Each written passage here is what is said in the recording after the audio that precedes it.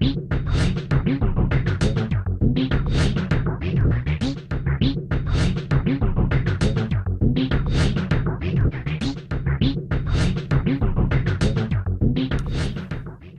et bienvenue dans cette présentation consacrée aux éléments passifs. Tout d'abord, le conducteur.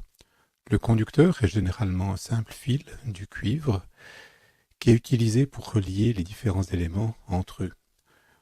On l'a sous la forme simple comme ici où c'est un simple fil, ou alors tout un ensemble de fils collés les uns aux autres, notamment quand il s'agit de transmettre des informations sous forme de bus.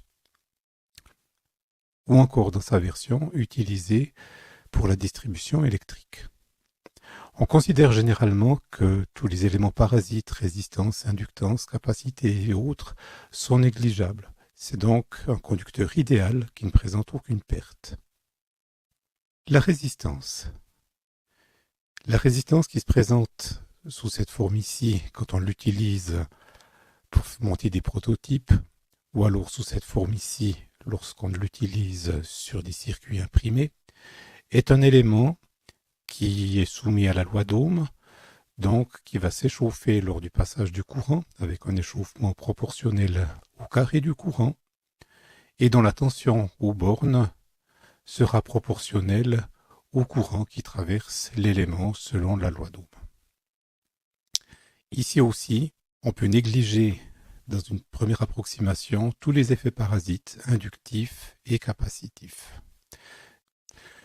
Le code des couleurs permet de connaître la valeur de l'élément, chacune des bandes correspondant à un chiffre ou à un multiplicateur.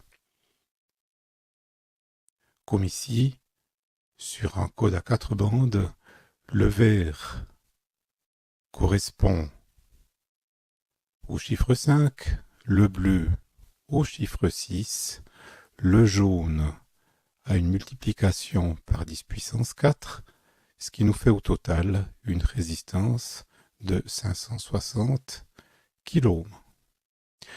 La dernière bande, elle, sert à indiquer la tolérance que l'on a sur l'élément.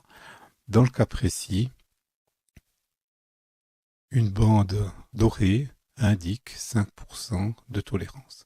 Autrement dit, la résistance vaut 560 kΩ avec une incertitude de plus ou moins 5%. On a exactement la même logique sur un code à 5 bandes avec cependant un chiffre de plus.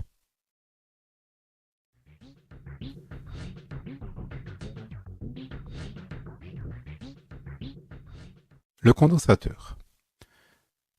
C'est donc un élément, comme on l'a vu dans les lois fondamentales, qui permet de stocker des charges. Dans sa version très basique, il s'agit de deux plaques conductrices espacées par un isolant, que l'on appelle un diélectrique. Au point de vue de la réalisation pratique, ici aussi, nous avons des versions utilisées pour les prototypes avec différentes technologies, ou alors les versions utilisées pour les circuits imprimés de type SMD. Chacune de ces technologies présente certaines caractéristiques, a certaines performances que d'autres n'ont pas, ce qui fait que l'électronicien a le choix en fonction des besoins particuliers qu'il doit satisfaire avec le condensateur.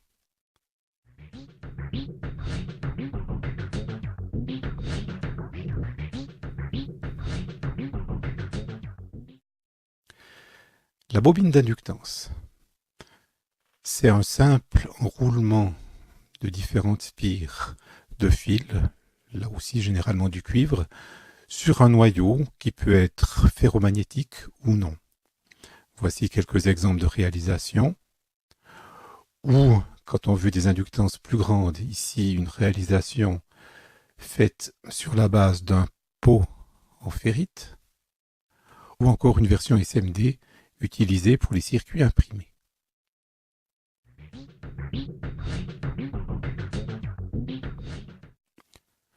Le transformateur. Le transformateur est un élément qui permet de changer une tension qu'on applique entre ces deux bornes en une autre tension. Donc, comme son nom l'indique, de transformer la tension. En réalité, le bilan énergétique doit évidemment rester neutre.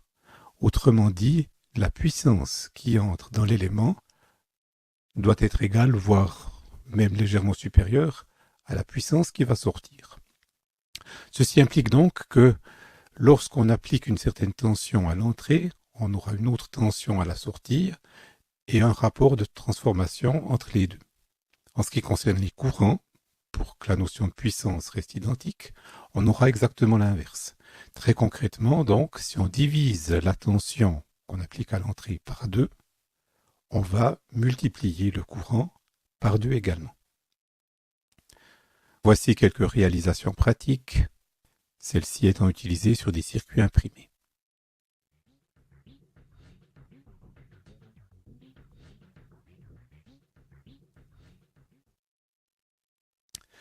Les différents éléments, que ce soit les résistances, les condensateurs, dans une moindre mesure les inductances, ne se trouvent pas avec n'importe quelle valeur. On définit ce qu'on appelle des valeurs normalisées, des séries normalisées. Ici, la série E6 et E12 et E24 sont illustrées à titre d'exemple. Et on sélectionne uniquement qu'un nombre fini de valeurs possibles. Dans la E6, on a 6 valeurs différentes que l'on voit ici. Dans la E12, 12 valeurs différentes et ainsi de suite pour la E24. Ces valeurs sont normalisées et sont approximativement dans une proportion logarithmique. Cette proportion logarithmique permet de tenir compte de la tolérance qu'on a sur les éléments et on considère en pratique que la série E6 s'adapte à des éléments dont la tolérance est de plus ou moins 10%, la E12 également aussi environ 10%, la E24 plus ou moins 5%. Les éléments actuels, généralement, ont des précisions nettement inférieures, notamment en ce qui concerne les résistances, puisque l'on trouve facilement des résistances avec une tolérance de l'ordre du pourcent. Les valeurs que nous avons ici peuvent être soit divisées par des multiples de 10, soit augmentées par des multiples de 10. On peut donc trouver des résistances de 330 ohms, de 33 ohms ou de 33 mégohms. En ce qui concerne les sources, on définit ce qu'on appelle une source de tension, sous-entendu idéale, comme étant un élément qui permet de fournir une tension, quel que soit le courant qui la traverse. C'est évidemment idéal puisqu'on ne peut pas fournir un courant qui vient infini, ce qui arriverait évidemment si on court-circuite l'élément. Les alimentations de laboratoire s'approchent vraiment bien de ce modèle ici, avec évidemment une limitation sur la valeur maximale du courant. La source de tension réelle, elle, que ce soit une pile ou un accumulateur, présente en réalité une résistance interne. Cette résistance va permettre d'exprimer la chute de tension qui se produira à l'intérieur de l'élément en fonction du courant que l'on va tirer sur la pile ou sur l'accumulateur. On obtient ainsi une courbe qui donne l'évolution de la tension en fonction du courant consommé. En pratique aussi, ceci est un modèle relativement idéal puisque la pente n'est pas autant rectiligne qu'on le voit ici.